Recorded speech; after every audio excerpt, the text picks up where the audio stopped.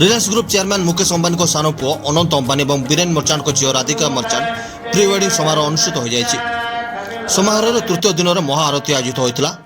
आरती पर राधिका मर्चांट एक बॉलीवुड गीत आश्चर्यजनक भाव एंट्री मारी। सोशल मीडिया अनेक प्लाटफर्म रे शेयर होता भिडियो गुड़िक बर्तमान खूब भाइराल हो।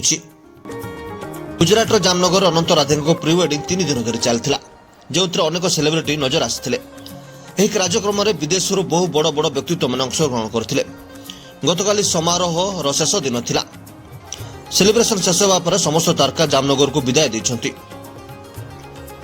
अंबानी परिवार पार्टी रे फोटो और वीडियो सोशल मीडिया रे हईचई सृष्टि करछि। तेज आसतु जानिबा 3 दिन मध्य जामनगर कौन कौन विशेष किछि देखा मिलता।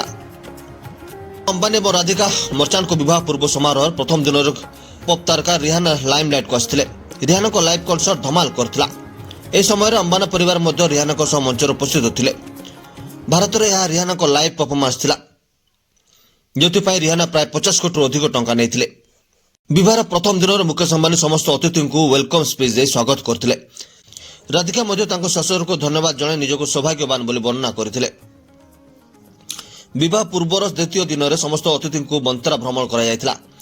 एभली परिस्थिति समग्र अंबानी परिवार और प्री वेडिंग आसीथिबा अतिथि माने जंगल हाथी मान सहित यात्रा उपभोग करते।